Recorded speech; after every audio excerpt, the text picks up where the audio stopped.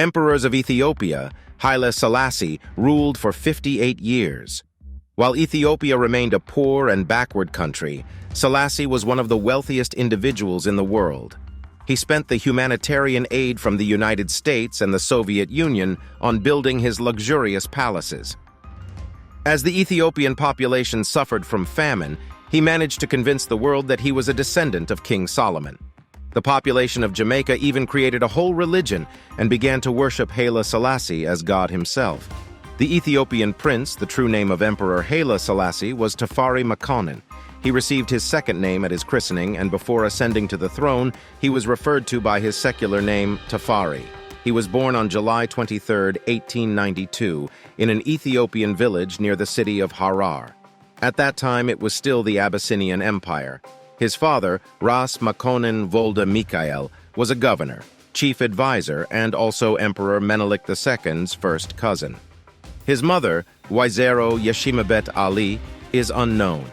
She died of cholera when he was just over a year old. In Ethiopian tradition, it is claimed that Tafari Makonnen is a direct descendant of King Solomon and the Queen of Sheba, but there is no evidence for this. It is more likely that this myth was invented by the Ethiopian elite.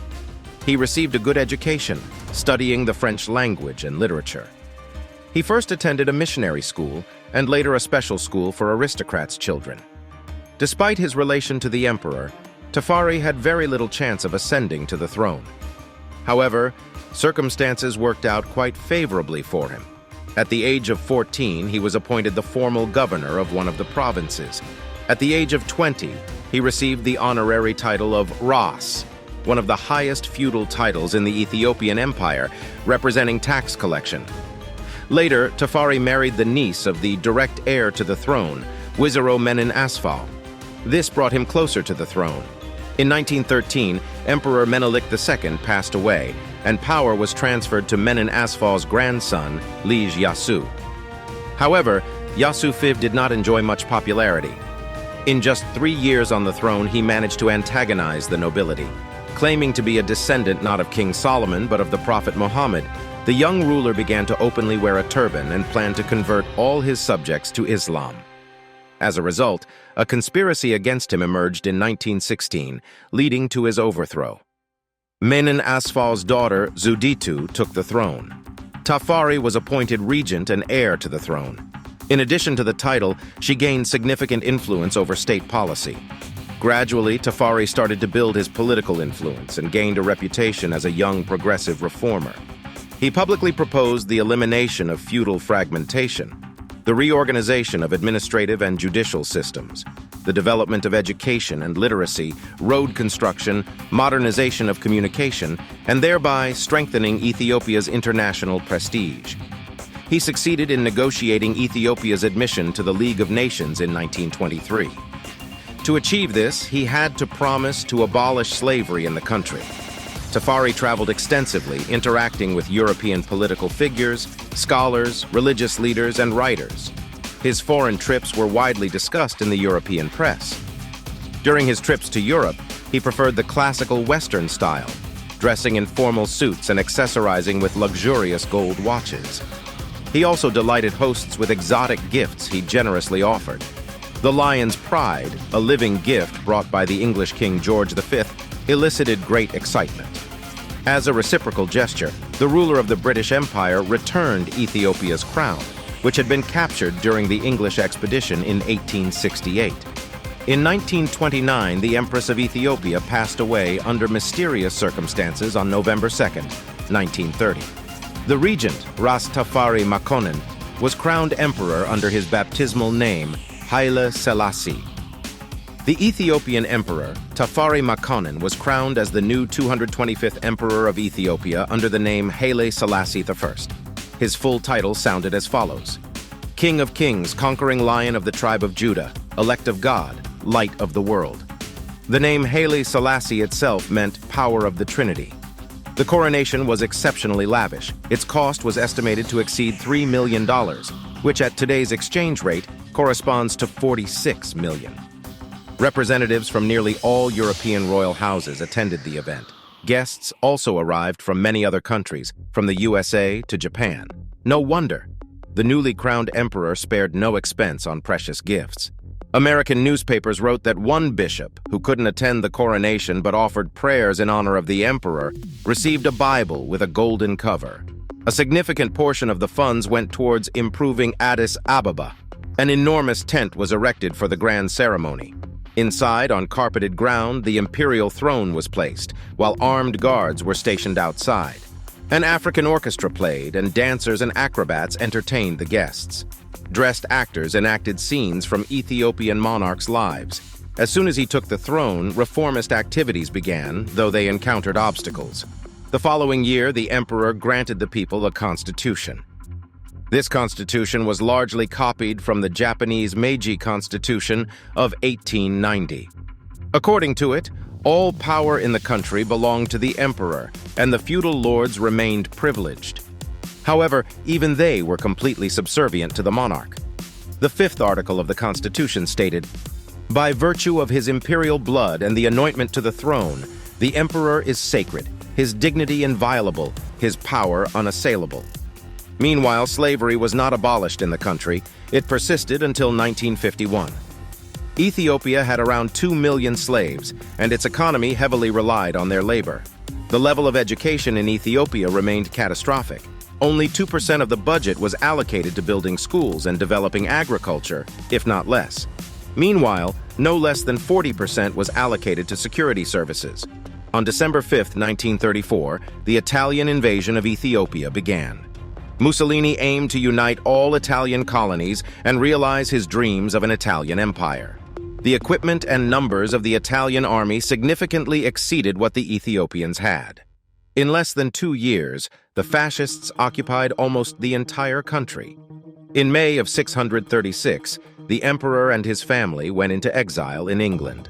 He remained there until 1941. In January 1941, Haile Selassie returned to his homeland with the support of the British government and assembled a resistance army. After a few months, the territories of Ethiopia were reclaimed. However, when the population learned about the monarch's return, an armed uprising erupted in the country. The opposition did not wish for the monarchy to be restored, viewing Haile Selassie as unworthy of the throne due to his fleeing the country. While Ethiopia faced a sudden attack from the Italian army, its territory was occupied, and its people suffered humiliation and death. However, the uprising led to nothing. On the contrary, the situation in Ethiopia remained unsatisfactory. Haile Selassie was once again crowned, but this was largely under pressure from the West. In 1951, slavery was finally abolished. In 1955, a new constitution was adopted, significantly expanding the rights of the parliament and recognizing political rights for subjects. Freedom of speech, the press, and assembly were acknowledged, and all adult citizens gained the right to vote for members of the lower house of parliament. However, all these changes were mostly a facade for the civilized world. In practice, nobody in the state could exercise their new rights, as a repressive apparatus operated in parallel. Any dissent was brutally persecuted. No economic or political reforms took place. In practice, Ethiopia remained a feudal country, and the peasants' situation was extremely harsh. Every major crop failure resulted in famine.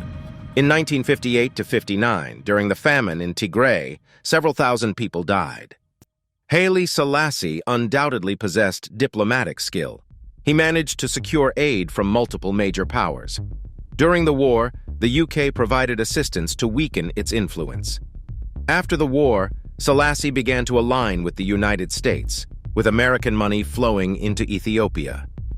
Between 1953 and 1963, Americans spent $74 million solely on military assistance for the country.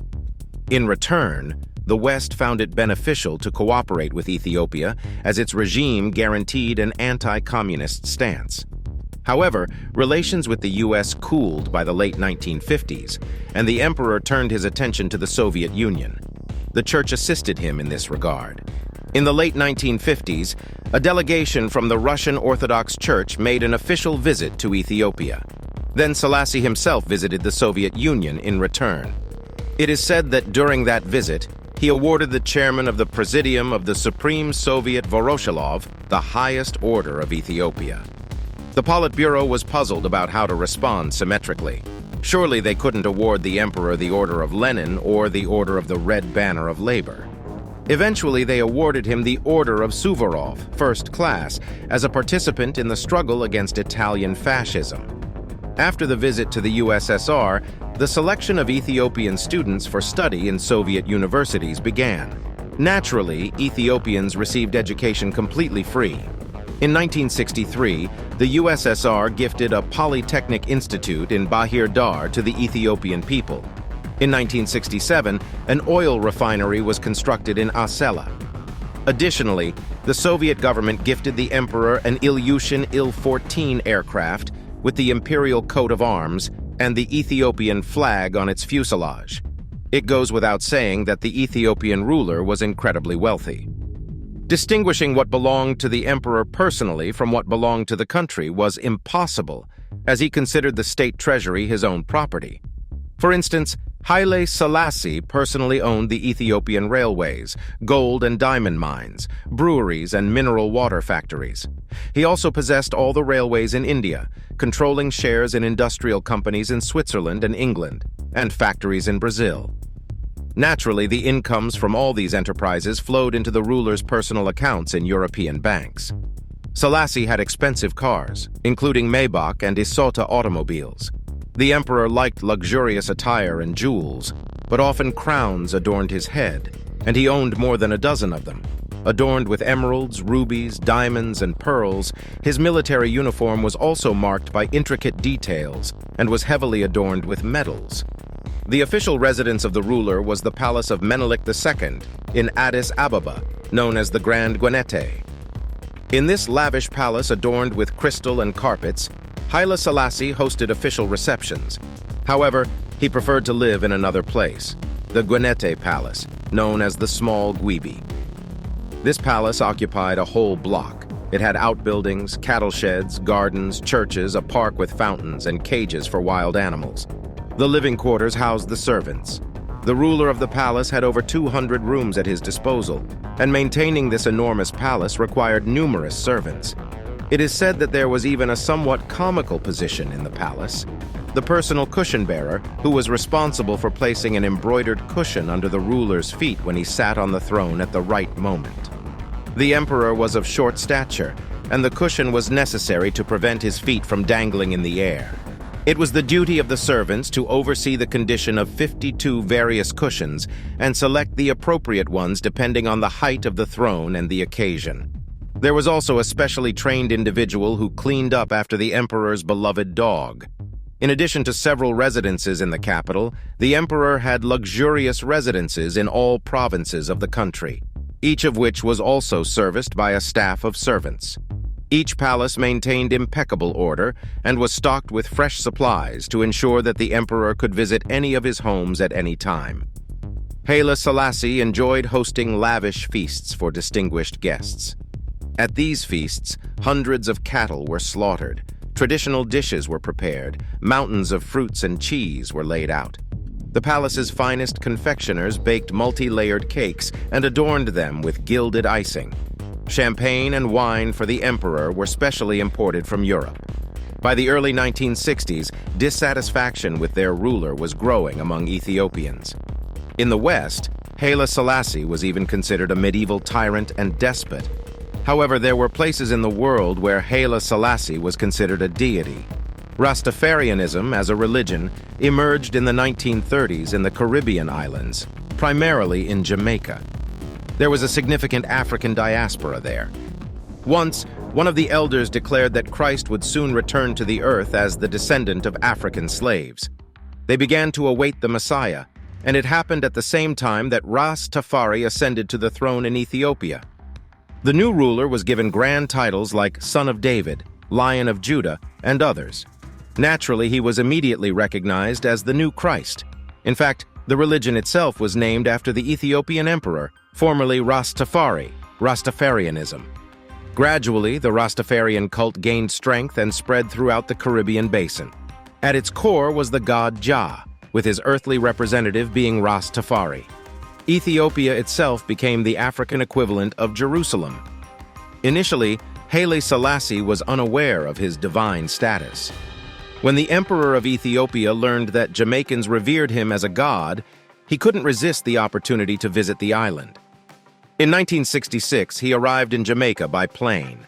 A crowd of 100,000 Rastafarians with smoking pipes in hand, releasing hemp smoke, gathered at the airport to welcome their deity, singing hosannas. Since then, Rastafarians revere April 21st as the Day of the Descent, the main religious holiday among the faithful. Among those who claim to have seen Haile Selassie was Bob Marley's wife, Rita. She also claimed to have seen stigmata on his hands. After this experience, all her doubts about the divine origin of Rastafari vanished. It is believed that Rita converted the famous musician to her religion. However, Haile Selassie himself didn't dispel the myths about his divine origin. He would only mysteriously smile and respond that he respected others' beliefs. Upon returning from Jamaica, he allocated a vast tract of land for migrants from the Caribbean islands to settle in Africa. Today, one of the largest Rastafarian communities is located there, Ethiopian Revolution. Meanwhile, discontent with Selassie's regime was growing in Ethiopia. In the late 1960s and early 1970s, the country was hit by several epidemics. These occurred against a backdrop of inflation and increasing unemployment. Furthermore, for 3 consecutive years, Ethiopia suffered from a severe drought that claimed the lives of around 200,000 people due to horrifying famine. However, the government was primarily concerned about its reputation and concealed the famine from the outside world. As a result, ordinary citizens were left to their fate. Selassie's regime was supported by the military and police, who demanded increasing privileges. In February 1974, a revolution erupted in Ethiopia. Initially, it was the soldiers in Asmara who rebelled, demanding higher pay. Other units later joined them, and eventually, students and workers supported their cause. Eventually, the military seized power, and the 82-year-old emperor was arrested and put under house arrest, first in his palace and then in the Olympia Bikanya prison. Rumor has it that the coup dealt such a blow to Selassie's sanity that he didn't understand where he was until his final days. On August 28, 1975, it was announced that Haile Selassie had died. The official cause of death was not disclosed. It was only said that the elderly emperor was found dead in his bed. There was no investigation, and no autopsy was performed. Additionally, the emperor's body mysteriously disappeared.